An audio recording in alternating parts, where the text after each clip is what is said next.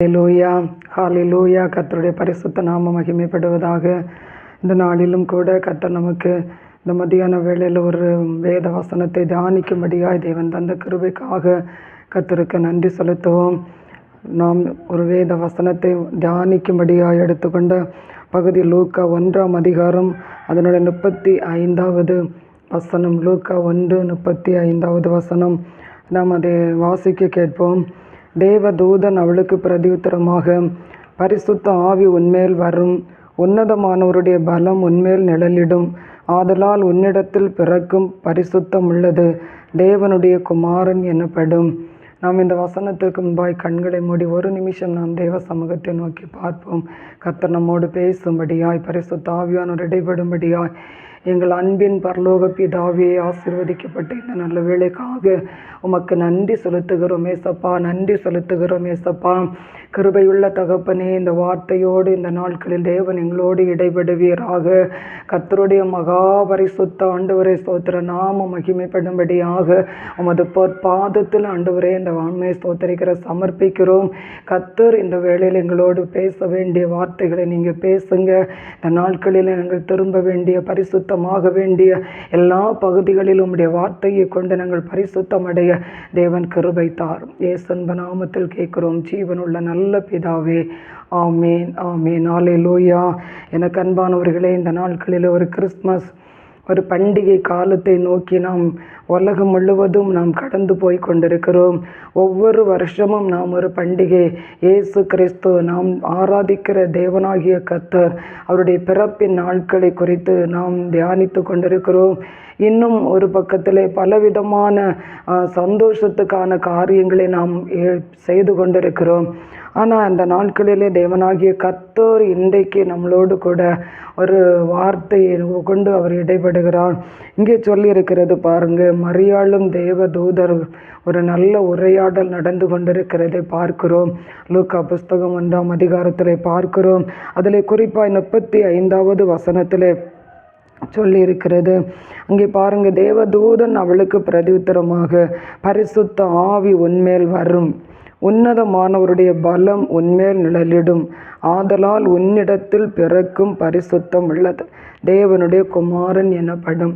உன்னிடத்தில் பிறக்கிறது பரிசுத்தம் உள்ளது, அது தேவனுடைய குமாரன் எனப்படும் என்று எழுதப்பட்டிருக்கிறது.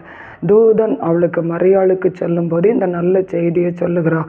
உன்னிடத்தில் பிறக்கிறது பரிசுத்தம் உள்ளது, அது தேவனுடைய குமாரன் எனப்படும். எனக்கு அன்பானவர்களே, இந்த வசனத்தை நாம் தியானிக்கும் போது அநேக நேரம் இந்த வசனத்தை குறித்து நான் ஆண்டுடைய சமூகத்தில் பரிசுத்த ஆவிக்குள்ளே ஆராய்ச்சி பண்ண, சிந்திக்க, அதை தியானிக்க தேவனாகிய கர்த்தர் என் ஆவியில் இடைப்பட்டார்.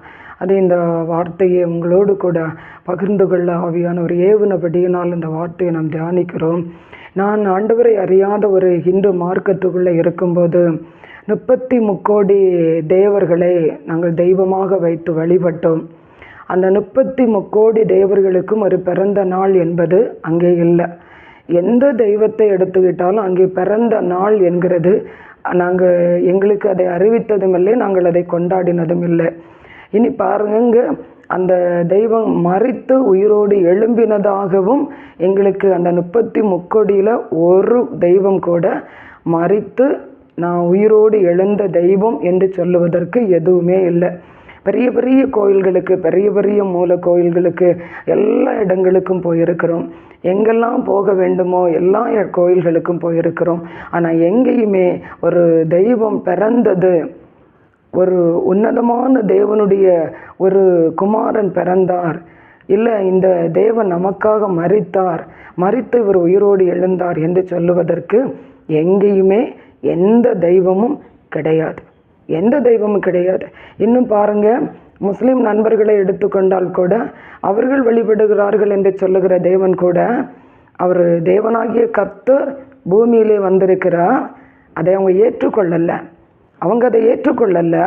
ஆனால் அங்கேயும் பிறப்பென்று சொல்லுவதற்கு இயேசு கிறிஸ்து மட்டும்தான். இந்த உலகம் முழுவதிலையுமே உன்னதமான தேவனுடைய குமாரன் என்று சொல்லுவதற்கு ஒரே ஒரு தேவன், அதன் ஆண்டவராகிய இயேசு கிறிஸ்து. ஹல்லேலூயா, ஹல்லேலூயா. இந்த வசனத்தை ஆண்டவர் எனக்கு தரும்போது ஆனால் என்னுடைய ஆதி நாட்களுக்கு பின்னாக கர்த்தர் என்னை கொண்டு சென்றார். ஆவியில் எத்தனையோ தெய்வர்களுக்கு பணிவிடை செய்திருப்போம், பலியிட்டிருப்போம். கோழி பலிகள், பலவிதமான பலிகள், பணிகாரங்கள், எப்படியெல்லாமோ நான் தெய்வத்தை வழிபட்டிருப்போம் பாருங்கள். ஆனால் என்றைக்கு ஆண்டவராகிய இயேசு கிறிஸ்துவை நான் ஏற்றுக்கொள்ளும்படியா என் தேவன் என்னை ரட்சித்தாரோ, அவர் என் வாழ்க்கைக்குள்ளே வந்தாரோ, அவர் என் இருதயத்துக்குள்ளே பிறந்தாரோ, அவர் என் வாழ்க்கைக்குள்ளே பிறந்தாரோ, அந்த நாட்களிலிருந்து இந்த வேத வசனங்களையும் தேவனையும் ஆராய்ந்து பார்க்கும்போது உண்மையாகவே நீங்கள் நம்பினாலும் சரி நம்பாவிட்டாலும் சரி, உண்மையான சத்தியம், உண்மையான தெய்வம், உண்மையான இயேசு, உண்மையான ஆண்டவர் அவர்தான் என்பதற்கு உங்கள் எல்லாருக்கும் முன்பாக அடிமை ஒரு சாட்சியாக கர்த்தர் வைத்திருக்கிறார். அதை மறக்கவும் முடியாது, மறுக்கவும் முடியாது. அவர் ஒருவரே மேலே வானத்திலும் கீழே பூமியிலும் தேவனானவர். அவர் ஒருவரே மனிதனை ரட்சிக்க, ஆமே ஸ்தோத்திரம், ரட்சிக்கத்தக்க வல்லமை உள்ள தேவனாகிய கர்த்தர். அவர் ஒருவரே மனிதனுடைய பாவத்தையும் மன்னிக்கத்தக்க தேவனாகிய கர்த்தர். அவர் ஒருவரே நம்முடைய பாவங்களுக்காக இந்த பூமியில் வந்து பிறந்தார் என்பது அது உண்மையும் எல்லா சத்தியத்திலும் ஆமே ஸ்தோத்திரம் அது அங்கீகரிக்கப்படத்தக்கதுமாய் இருக்கிற ஒரே ஒரு தேவனாகிய கர்த்தர் நம்முடைய ஆண்டவராகிய இயேசு கிறிஸ்து. ஆமென், ஹல்லேலூயா. இனி பாருங்க, ரெண்டாவது நாம் ஒரு காரியத்தை நாம் இந்த சூழ்நிலையை நாம் பார்க்கும்போது, இந்த பூமியில் எத்தனையோ கோடி தெய்வங்கள், 33 கோடி தெய்வங்கள். ஆனால் நாங்கள் அந்த தெய்வங்களை தொழுது கொள்ளும்போது ஒரு தெய்வத்தினிடத்தில் கூட பரிசுத்தத்தை பார்க்க முடியாது. அப்படிப்பட்ட ஒரு பரிசுத்தமுள்ள தேவன் என்று சொல்லி ஒருவர் உண்டென்று சொன்னால் அது நமக்காக இந்த பூமியில் பிறந்த ஆண்டவராகிய இயேசு கிறிஸ்து. ஹல்லேலூயா. அதுதான் இங்கே அந்த தூதன் சொல்லுகிறார் பாருங்க, உன்னிடத்தில் பிறக்கிறது பரிசுத்தமுள்ளது. எத்தனையோ தெய்வங்களை நம்பி போகிறோம், ஆனால் பரிசுத்தத்தை நாம் எந்த தெய்வத்தினிடத்திற்கும் பார்க்க முடியாது. இனி பாருங்க, நாம் தேவனாகிய கர்த்தரிடத்தில் நான் போகும்போது அவர் நம்மோடு பேசுகிறார். வார்த்தையை கொண்டு அவர் நம்மோடு பேசுகிறார். இந்த உலகத்தில் எத்தனையோ தெய்வங்களை நாடி தேடி போனேன், ஆனால் ஒரு தெய்வம் கூட நீ செய்வது பாவம், நீ செய்வது தவறு என்று சொல்லி தவறை சுட்டி காட்டுவதற்கு ஒரு தெய்வம் இந்த பூமியில் இல்லை. ஆனால் ஒரே ஒரு ஆண்டவர் உங்களையும் என்னையும் படைத்தவர், நம்மை ஆமே ஸ்தோத்திரம் அவருடைய சமூகத்தில் ஆமை ரட்சித்து நிறுத்துவதற்காக தம்முடைய ஆமே ஸ்தோத்திர அன்பின் குமாரனாகிய அந்த இயேசு கிறிஸ்துவை நமக்கு தந்து அந்த பரிசுத்தத்துக்கு ஏற்றபடி நடத்துகிற ஒரே ஒரு தேவன் நம்முடைய ஆண்டவராகிய இயேசு கிறிஸ்து என்பதை நீங்களும் நானும் மறந்து போகக்கூடாது. ஹல்லேலூயா, ஹல்லேலூயா. பரிசுத்த நாமம் மகிமைப்படுவதாக, கர்த்தருடைய பரிசுத்த நாமம் மகிமைப்படுவதாக. பாருங்க, வானாதி வானங்கள் கொள்ளாத நம்முடைய ஆண்டவர், வானாதி வானம் கொள்ளாத நம்முடைய ஆண்டவர், அவர் ஆமீன் மண்ணை மறை காலில் அளக்கிறவர், தண்ணீரை கைப்பிடியில் வைத்திருக்கிறவர். அவருடைய சத்தம் ஆமீன் காதேஸ் வனாந்தரத்தை அதிர பண்ணுகிறது, பெண் மான்களை ஈன பண்ணுகிற அவருடைய சத்தம். ஆமீன் அவருடைய வெளிப்படுத்தல் 1ஆம் அதிகாரத்தில் போகும்போது அவருடைய முக ரூபம், அவருடைய சரீர ரூபம், அவருடைய பாத ரூபங்களை அவர் ஆமை ஸ்தோத்தரிக்கிற தமக்கு வெளிப்படுத்துகிற அவ்வளவு பெரிய பரிசுத்தமுள்ள ராஜாதி ராஜாவாகிய தேவன் அவர் பூமியிலே ஒரு மனுஷனாய், ஒரு மனுஷனாய் இந்த பூமியிலே அவர் ஆமை நமக்காக அவர் ஆமே ஸ்தோத்தரிக்கிற வந்து இந்த பூமியிலே பிறந்தார் என்பதை நாம் இவ்வளவு ஆமே ஸ்தோத்திரம் நாம் அற்பமாய் நாம் நினைத்து கொண்டிருக்கிறோம் பாருங்க. இவ்வளவு அற்பமாய் நாம் நினைத்து கொண்டிருக்கிறோம் பாருங்க. நம்முடைய இரட்சகராகிய இயேசு கிறிஸ்து பரிசுத்தம் உள்ளவர், நம்மை பரிசுத்தப்படுத்துவதற்கு இந்த பூமியிலே அவர் கடந்து வந்த ஆண்டவராகிய இயேசு கிறிஸ்து தான் நம்முடைய ஆண்டவர். இயேசு இயேசு இயேசு. எனக்கு அன்பானவர்களே, இன்றைக்கு நாம் அந்த இயேசு கிறிஸ்துடைய நாமத்தை நாம் சொல்லுகிறோமே, அந்த இயேசு கிறிஸ்துடைய நாமத்தில் இருக்கிற அந்த பரிசுத்தத்தை நம்முடைய வாழ்க்கையில் நாம் வாஞ்சிக்கிறோமா? அந்த பரிசுத்தமுள்ள தெய்வத்தை நான் ஆராதிக்கிறேன் என்கிற ஒரு உணர்வு நமக்குள்ள இருக்கிறதா? அந்த பரிசுத்தமுள்ள தெய்வம் எதற்காக இந்த பூமியிலே வந்து இத்தனை ஆயிரக்கணக்கான தெய்வங்களை இந்த உலகம் போற்றி கொண்டிருக்கும் போது இதற்கிடையில் ஒரு தெய்வம் எதற்கு பிறக்க வேண்டும் என்று சொல்லி யோசித்து பார்த்ததுண்டா? இன்றைக்கும் நாம் உலகத்தாரை போல ஒரு ஆண்டவராகிய இயேசு கிறிஸ்துடைய பிறப்பை குறித்து ஏதோ கடமைக்கு இந்த கிறிஸ்மஸ் நாட்கள், கடமைக்கு டிசம்பர் என்று சொல்லும்போது நாம் கொண்டாடி கொண்டிருக்கிறோமா?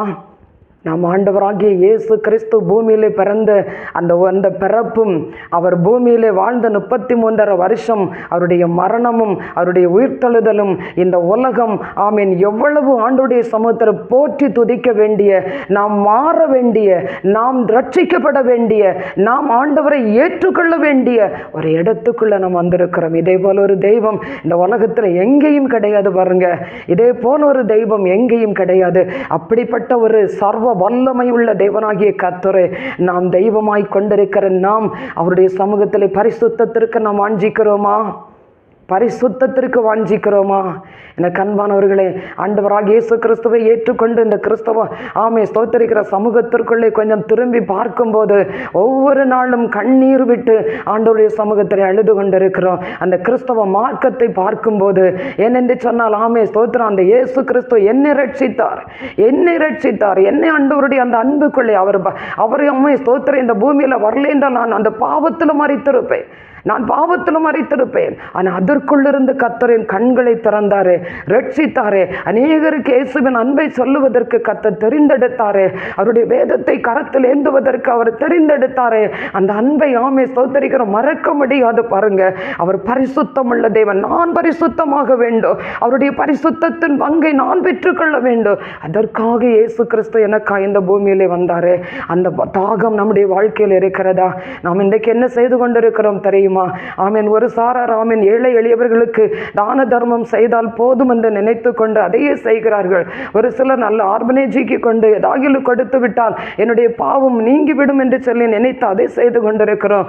ஒரு சில பேர் குடிலை கட்டி ரோடுகளிலும் வீதிகளிலும் நல்ல மதுபானத்தையோடு களிப்போடு நடனமாடி கொண்டிருக்கிறோம். இப்படிப்பட்ட காரியத்தை செய்தால் நான் கிறிஸ்துமஸ் கொண்டாடி விட்டேன் என்று சொல்லி என் ஆண்டவர் என்னிடம் பிரியப்படுவார் என்று சொல்லி நினைத்து கொண்டு நாம் இந்த காரியத்தை எல்லாம் செய்து கொண்டிருக்கிறோம். ஒரு பக்கம் சீரியலும் கோலகாலங்களுமாய் கிறிஸ்துவ பண்டிகை என்று சொல்லி ஒரு பயங்கரமான ஒரு கொண்டாட்டத்தை நாம் ஏறெடுக்கிறோம். ஆனால் இயேசு கிறிஸ்து எனக்குள்ளே அவர் பிறந்திருக்கிறாரா? இந்த நாட்களில் ஆகிலும் நான் எனக்குள்ளே இயேசு பிறந்திருப்பாரானால் இன்னொருத்தருக்கு இயேசு கிறிஸ்துவின் அன்பை குறித்து சொல்ல முடியுமே. நான் குறை சொல்லவில்லை. சீரியல் போடுவதும் கிறிஸ்துமஸை கொண்டாடுவதும் புத்தாடை உடுப்பதை குறை சொல்லவில்லை. அதற்காகத்தான் இயேசு இந்த பூமியிலே பிறந்தாரா? அதற்காக தான் இயேசு கிறிஸ்து இந்த பூமியிலே பிறந்தாரா? அதற்காக தான் உன்னதமான தேவன், சர்வ வல்லமையுள்ள தேவன் ஒரு இரட்சகரை ஸ்தோத்திரம் இந்த பூமிக்கு அனுப்பினாரா? நமக்காக சிலுவைக்கு பலியாவதற்காக, நம்மை மீட்பதற்காக அவர் அனுப்பினதை மறந்து இன்றைக்கு நாம் நன்றாக உடுத்தி கொள்ளுகிறோம், குறையில்லை.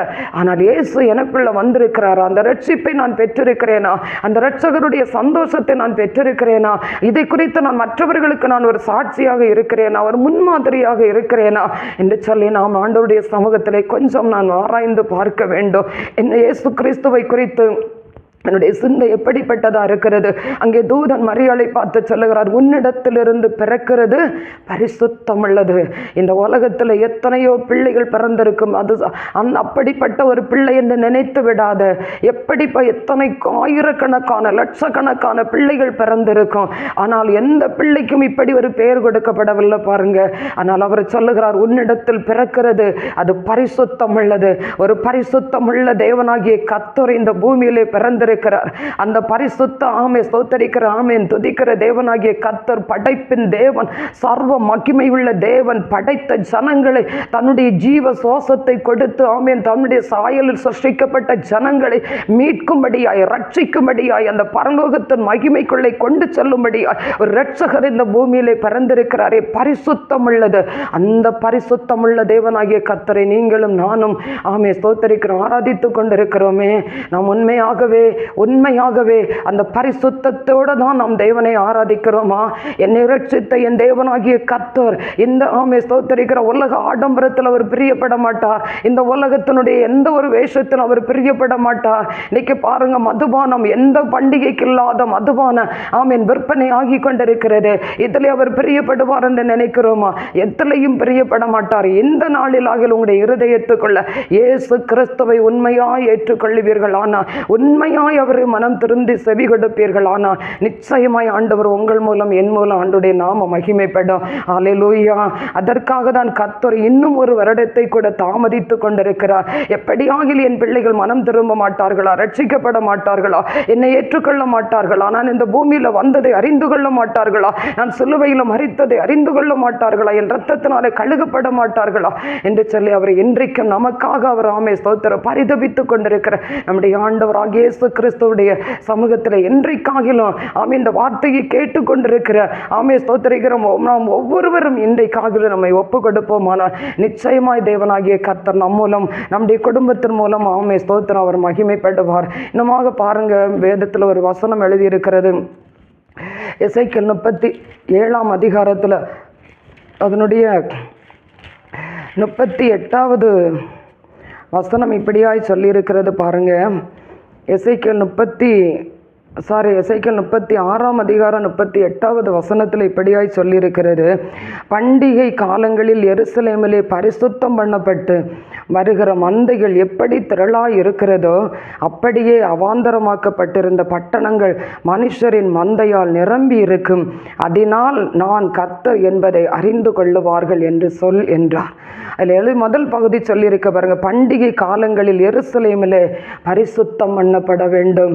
பரிசுத்தம் என்கிறது இன்றைக்கு கர்த்தர் எதிர்பார்க்கிற முக்கியமான ஒரு காரியம். பரிசுத்தம், தேவனுடைய சமூகத்திற்கு நாம் கடந்து செல்லும்போது பரிசுத்தம். முதலாவது நமக்குள்ள பரிசுத்தம். அந்த 4 சுவர் ஆமே ஸ்தோத்திர கட்டப்பட்ட ஒரு ஆலயத்துக்குள்ள போய் இருக்கிறோமே, அந்த ஆலயம் எவ்வளவு பரிசுத்தமாக இருக்கணும் என்று சொல்லி நாம் நினைக்கிற நான் இந்த புதிய ஏற்பாட்டின் சபையின் காலத்தில் தேவனாகிய கர்த்தர் என்னையே ஒரு ஆலயமாக அவர் ஆமே ஸ்தோத்தரிக்கிற முன்குறித்து இருக்கும் போது என்னுடைய ஆவி ஆத்துமா சரீரமாகிய இந்த ஆலயம் எவ்வளவு பரிசுத்தமாக இருக்க வேண்டும் என்கிறதை நாம் இன்றைக்கு மறந்து போனோம். நாம் இன்றைக்கு அந்த கட்டடத்திற்கு என்னெல்லாம் கலை கொடுக்க வேண்டுமோ, எப்படியெல்லாம் அதை நாம் வர்ணிக்க வேண்டுமோ, எப்படியெல்லாம் அதற்கு சீரியல் போட வேண்டுமோ, எப்படியெல்லாம் வளாகத்தை ஆமே சீரியல் போட்டு அலங்கரிக்க வேண்டுமோ எல்லாவற்றையும் கரெக்டாக நாம் செய்கிறோம். ஆனால் நம் சரீரமாகிய இந்த ஆவி ஆத்துமா சரீரமாகிய இந்த ஆலயம் எப்படிப்பட்ட ஒரு ஆமே ஸ்தோத்திரம் பரிசுத்தத்தோடு தேவனை நாம் தரிசிக்கிறோம், வாஞ்சிக்கிறோம், தேவனை ஆராதிக்கிறோம் என்பதை நாம் ஒரு நிமிஷமாவது யோசித்து பார்ப்போமா? நிச்சயமாய் கர்த்தர் அதை நம்மிடத்தில் எதிர்பார்க்கிறார். இங்கே எழுதியிருக்கிறது, பண்டிகை காலங்களில் எருசலேமிலே பரிசுத்தம் பண்ணப்பட வேண்டும். பரிசுத்தம் பண்ணப்பட வேண்டும். ஏழைகளுக்கு செய்கிறோம், எல்லா நல்ல காரியங்களை நாம் செய்கிறோம் என அன்பானவர்களே. ஆனால் இன்றைக்கு நம்முடைய ஆவி ஆத்துமா சரீரம் ஆண்டவர் விரும்புகிற, ஆண்டவர் வாசம் பண்ணுகிற ஒரு ஆலயம், பள்ளிபீடம், பரிசுத்த பீடம், மகாபரிசுத்த ஸ்தலம், அப்படியாகி நம்முடைய ஆலயமாய் ஆக்கப்பட்டிருக்கிற இந்த சரீரம், இந்த ஆவி ஆத்துமா ஆண்டவராகிய இயேசு கிறிஸ்துவுக்கு முக்கியமான ஒரு ஸ்தலமாக இருக்கிறது. ஆனால் நாம் ஆலயத்திற்கு போகிறதை தப்பு சொல்லவில்லை. ஆனால் நம்முடைய சரீரமாகிய ஆலயம் எப்படிப்பட்ட பரிசுத்தம் உள்ளதாக இருக்க வேண்டும். அந்த ஆலயத்திற்குள்ளே யார் வாசம் பண்ணுகிறா, எப்படிப்பட்டதான ஒரு கிரியை நடக்க வேண்டும் என்கிறதை நாம் இந்த நாட்களிலே உணர்ந்தோமானால் நிச்சயமாய் ஆண்டவர் நம்மில் மகிமைப்படுவார். அப்படியே 37வது வசனம் சொல்லுகிறது, கர்த்தராகிய ஆண்டவர் சொல்லுகிறது என்னவென்றால், இஸ்ரவேல் வம்சத்தாருக்காக நான் இதை அனுக்கிரகம் செய்யும்படி அவர்கள் என்னிடத்தில் விண்ணப்பம் பண்ண வேண்டும் என்று சொல்லுகிறார். நாம் இன்றைக்கு எருசலேமுக்காக விண்ணப்பம் பண்ண வேண்டும். நாம் தேவ ஜனத்திற்காக விண்ணப்பம் பண்ண வேண்டும். பாவத்தில் விழுந்து கிடக்கிற ஜனங்களுக்காக விண்ணப்பம் பண்ண வேண்டும்.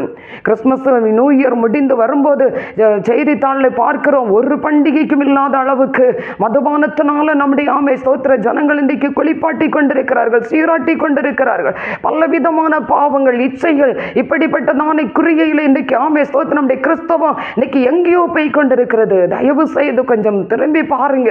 ஆண்டவருடைய சமூகத்தில் நாம் விண்ணப்பம் பண்ண வேண்டிய இடத்துல இருக்கிறோம். ஆண்டவருடைய சமூகத்திலே நாம் பரிசுத்தம் பட்டு மற்றவர்களுக்காய் நாம் ஜெபிக்க வேண்டிய ஒரு இடத்திலே நாம் நின்று கொண்டிருக்கிறோம். என அன்பானவர்களே, நம்மிடத்திலிருந்து பிறக்கிற வார்த்தையாகட்டும், அது பரிசுத்தமா இருக்கட்டும். இயேசு என்கிற வார்த்தை பரிசுத்தம். இயேசுவின் நாமத்தில் ஆராதிக்கிற ஆராதனை பரிசுத்தம்.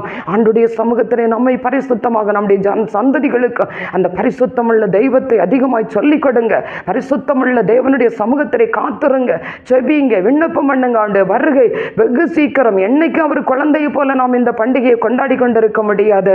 என்னைக்கும் அவருடைய இந்த நாள் நமக்கென்று சொல்லி நாம் நினைத்து கொள்ள முடியாது.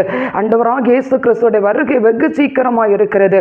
அந்த நாளுக்கு நாம் ஆயத்தப்படுவோம். மரியாளிடத்திலே தேவதூதன் சொல்லும்போது, உன்னிடத்திலிருந்து பிறக்கிறது பரிசுத்தம் உள்ளதாக இருக்க வேண்டும், நம்மிடத்திலிருந்து பிறக்கிறது பரிசுத்தம் உள்ளதாக இருக்க வேண்டும், நம்மிடத்திலிருந்து ஒரு ஆத்மாவுக்கு சுவிசேஷம் சொல்லு அளவுக்கு நாம் ஆயத்தப்பட்டிருக்க வேண்டும். நம்முடைய குடும்பமாகட்டும், நம் மூலமாக ஒரு ஆத்மா ரட்சிக்கப்படுவதாக இருக்கட்டும், ஆண்டவருடைய சமூகத்திலே நாம் பரிசுத்த விதையை நாம் விதைப்போம். இன்னும் நாம் அதற்காக நாம் செபிப்போம், அதற்காக நாம் ஆயத்தப்படுவோம். இந்த 2025 ஆகிலும் ஒரு பெரிய ஒரு எழுப்புதலை தேவன் நம் மூலமாய் தருவதற்கு நமக்குள்ள எருசலேமுக்குள்ள ஒரு பரிசுத்தம், எருசலேம் ஸ்தோத்திரிக்கிற அலங்கத்துக்குள்ள ஒரு பரிசுத்தம், அதற்காக ஸ்தோத்திர அசுத்தத்துக்கு நேராக நாம் பெருமூச்சு விட்டு நாம் ஜெபிக்கும் போது நிச்சயமாய் கர்த்தர் நம்மையும் நம்முடைய குடும்பத்தையும் பாதுகாக்கிறது மட்டுமல்ல, நம்முடைய சபையை நம்முடைய சமூகத்தையும் கர்த்தர் நம் மூலம் பாதுகாக்க முடியும். தேவ சமூகத்திலே நாம் ஸ்தோத்திரை ஜெபிப்போமா? இந்த பண்டிகை நாட்களை ஸ்தோத்திரிக்கிற எதிர்நோக்கி போகிற உங்கள் எல்லாரையும் ஆண்டவராகிய இயேசு கிறிஸ்துவின் நாமத்தினால வாழ்த்துகிறோம். பண்டிகை காலங்கள் உங்களுக்கு ஆசீர்வாதமாக இருப்பதாக. ஆனால் ஆசீர்வாதம் எதில் இருக்குன்னா நம்முடைய பரிசுத்தத்துக்குள்ளதான் நமக்கு ஆசீர்வாதம். அந்த ஆசீர்வாதத்தை கர்த்தர் உங்களுக்கு குடும்பங்களுக்கு தந்து நம்மை ஆசீர்வதிப்பாராக. ஏழை பிள்ளைகளை நினைத்து கொள்ளுங்க, செய்கிற எல்லா நற்கிரியைகளை கர்த்தர் ஆசீர்வதிப்பாராக. தேவ சமூகத்தில் நாம் ஜெபிப்போமா? அப்பா பிதாவே, உம்முடைய பரிசுத்தமான கரங்களில் ஆண்டவரை எங்களை ஒப்பு கொடுக்கிறோம். ஏசப்பா, உம்முடைய பாதம் பணிந்து ஆண்டவரை ஸ்தோத்திரிக்கிற எங்களை அர்ப்பணிக்கிறோம் தகப்பனே. ஒரு பரிசுத்தம் உள்ள ஆண்டவரே, தம்முடைய ஆண்டவரே சொந்த குமாரனை எங்களுக்காக தந்தீர் ஆண்டவரே. ஏசப்பா, என் ஆண்டவருடைய எதிர்பார்ப்பு எப்படி ஆகிய என் பிள்ளைகள் ரட்சிக்கப்பட மாட்டார்களா? அந்த ரட்சிப்பை ஆண்டவரை ஸ்தோத்திரிக்கிறோம். ஆண்டவரை தந்தருளுவதற்கு தம்முடைய ஆண்டவரை சொந்த குமாரனை தந்தீங்க ஆண்டவரை ஸ்தோத்திரம். தந்து எங்கள் மேல் அன்பு கூர்ந்தீங்கப்பா. அந்த பரிசுத்தமான ஆண்டவரை ஸ்தோத்திரிக்கிறோம். ஆண்டவரே தேவனே, எங்களுடைய இருதயத்தின்படி நாங்கள் கனவீனப்படுத்தி கொண்டிருக்கிறோமே. இந்த நாட்களில் ஆண்டவரை ஸ்தோத்திரிக்கிற எங்கள் கிராமத்துக்குள்ள, எங்கள் தேசத்துக்குள்ள, ஆண்டவரை எங்கள் திருச்சபைக்குள்ள, எங்களுக்குள்ள, எங்கள் குடும்பத்துக்குள்ள அந்த பரிசுத்தமுள்ள இயேசு கிறிஸ்து ஆண்டவரை பிறக்கும்படியா, அந்த பரிசுத்தமுள்ள தேவனுடைய நாமத்தை மகிமைப்படுத்தும்படியா தேவன் எங்களோ ஒருவருக்கும் கருவை தந்தரள வேண்டும் என்று ஜெபிக்கிறப்பா. ஏசப்பாவுடைய கரத்தில் ஆண்டவரை முற்று ஒப்பு கொடுக்கிற எங்கள் பாவங்கள் எல்லாவற்றையும் கர்த்தர் மன்னி தேவரீர் ஒருவருக்கே மகிமை உண்டாவதாக, தேவரீர் ஒருவருக்கே மகிமை உண்டாவதாக தாழ்த்துகிறோம். ஏற்றுக்கொள்ளும் இயேசுவின் நாமத்தில் கேட்கிறோம் ஜீவனுள்ள நல்ல பிதாவே. ஆமேன், ஆமேன்.